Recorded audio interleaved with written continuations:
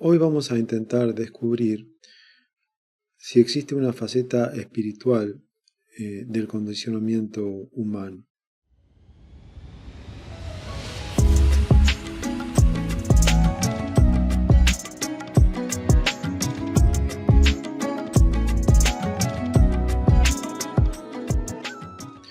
A veces me pregunto si hemos perdido la capacidad de investigar nuestras propias cuestiones psicológicas, y si la respuesta es afirmativa, que creo que lo es, tal vez pueda atribuirse a un mecanismo psicológico de defensa, o al hecho de que al cerebro le resulta más cómodo, menos comprometedor, manejarse dentro del hábito, de la tradición, trillar el mismo surco una y otra vez. Pero ha de trascenderse ese hábito para poder llegar a buen puerto. Queremos investigar no acorde a lo que otros digan o hayan dicho, por muy sabios que sean o hayan sido, sino simplemente investigar. Nos proponemos investigar concretamente sobre la relación entre la religión, que nos promete la salvación, el espíritu y el condicionamiento. Debo ser claro en cuanto a las acepciones de las palabras que maneje, eso es obvio. Entonces me doy cuenta de que hay palabras en este enfoque que necesitan de tal aclaración. La primera es la palabra condicionamiento. Erróneamente a esta palabra se le atribuye una connotación negativa. Es más, en ambientes espirituales, por decirlo de algún modo, se la utiliza en forma peyorativa. Sin embargo, condicionamiento es la acción y efecto de condicionar, y condicionar implica generar una condición desde la que luego suceden los hechos o se actúa. En sentidos diferentes, tanto el religioso, el santo o el iluminado como el materialista más acérrimo están condicionados. Cada mañana ellos se levantarán y actuarán desde su propia condición. Es muy importante entender esto. Siempre actuamos desde el trasfondo de una condición. Y si por arte de magia no existiera trasfondo psicológico alguno, si por ejemplo no existieran los residuos de la memoria, eso sería también una condición desde la que se actuaría día a día. En esta exploración ya descubrimos, por lo tanto, que de alguna manera la religión condiciona. Lo que hay que descubrir es si lo hace desde una verdad más o menos demostrable o de una mera esperanza o quimera, es decir, si su punto de vista es falso, al menos para la razón, ya que ese es el instrumento que estamos utilizando. La otra palabra a aclarar es religión. El diccionario de la Real Academia Española define la religión como conjunto de creencias o dogmas acerca de la divinidad, de sentimientos, de veneración, temor hacia ella, de normas morales para la conducta individual y social y de prácticas rituales, principalmente la oración y el sacrificio para darle culto. A mí personalmente, con todo respeto, este tipo de definiciones de cuestiones fundamentalmente humanas que no incluyan al ser humano me parecen demasiado abstractas.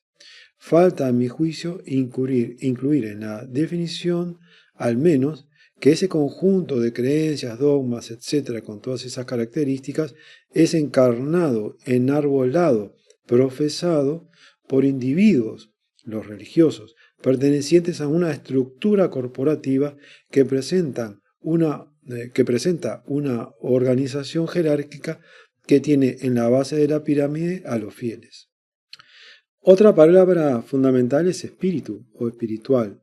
Para decirlo de forma muy resumida, dado que dedicaremos un video a esta palabra, espíritu deriva del latín spirare, respirar, expirar, siendo spiritus soplo, hálito, hálito vital. Dado que la respiración es lo que da vida, en algún momento se fue tejiendo la idea referida a esta palabra de que el espíritu es como un aliento o una fuerza vital que anima a los seres vivos. tiene otras acepciones como seres incorpóreos, etcétera, que no la vamos a manejar acá. Y en el contexto religioso, un individuo espiritual, en el contexto religioso, es quien orienta su pensamiento, sus sentimientos, sus acciones hacia Dios, hacia el cumplimiento de los mandamientos o hacia la pureza, la bondad, el amor, la paz.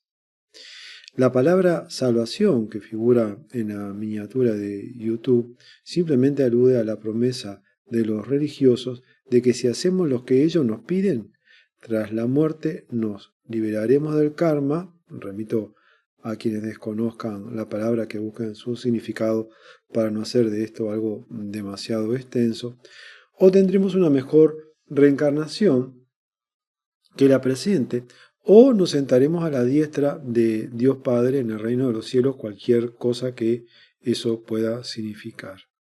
Queremos entonces básicamente averiguar, descubrir si la religión, más que llevarnos a la salvación, nos está aportando solo un nuevo condicionamiento. Tal vez debamos decir las religiones. Ese es el objetivo de esta investigación. Podríamos empezar preguntándonos si en la cuestión espiritual la humanidad no ha estado moviéndose en círculos a lo largo de la historia. Es decir, todos nosotros conocemos que hay distintos tipos de movimiento. Existe el movimiento hacia adelante, el movimiento hacia atrás, el movimiento hacia arriba, hacia abajo, el movimiento curvo, el recto, el movimiento en espiral ascendente, en espiral descendente, el movimiento caótico, el irregular, etc. Y hay un tipo de movimiento que en realidad deja en el mismo lugar que el lugar de partida.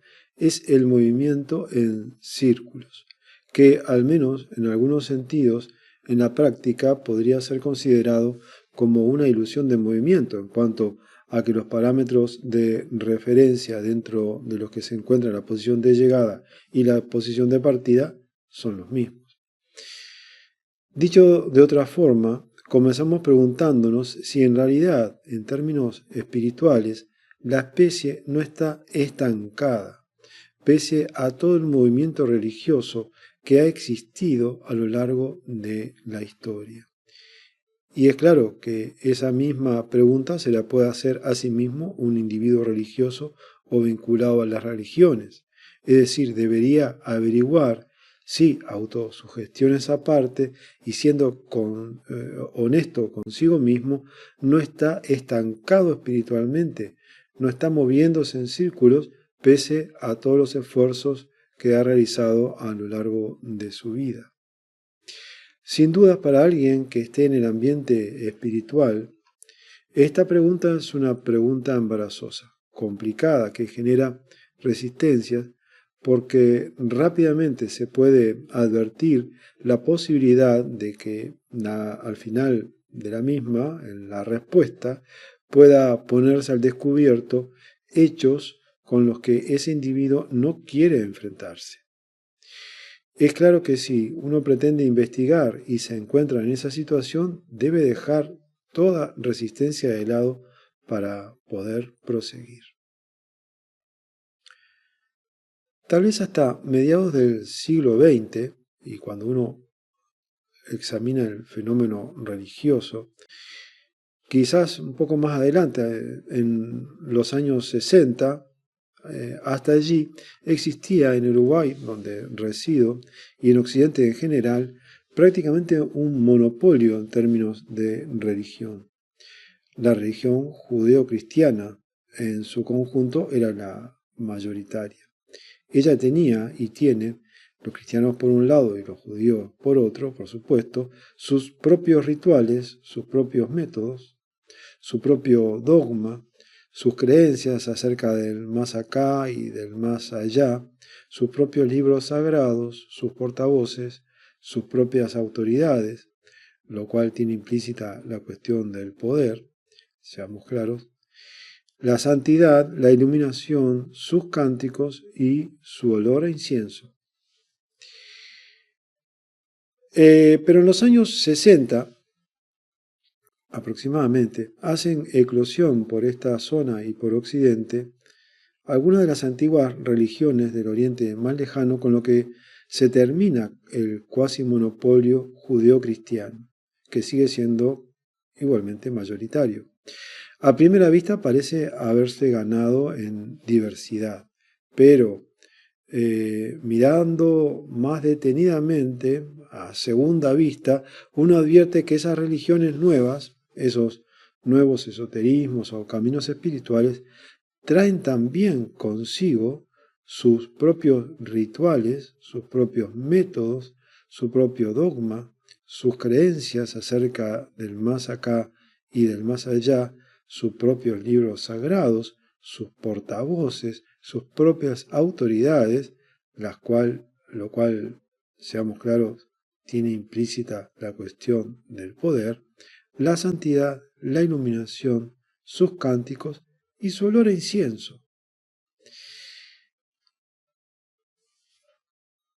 Algunos por esnovismo, otros por interés genuino, y algunos desencantados, especialmente de los viejos paradigmas religiosos, buscaron algo distinto en las religiones recién llegadas. ¿Lo encontraron? ¿O eran variantes de lo mismo, distintas formas de un mismo esqueleto, y por lo tanto se estaba dando lugar tan solo a un movimiento en círculos en la búsqueda espiritual? Las religiones de todos los tipos, las judeocristianas, el hinduismo, el budismo, etc., pretenden ser los portavoces de lo espiritual. Esto es claro, no hay ninguna duda. Y pretenden, en forma implícita o explícita, que yo me adhiera a ellas para que de esa manera alcance a dármelas con lo espiritual, adquiera el modelo espiritual que se me ofrece, cuaje en ese molde, cristalice allí.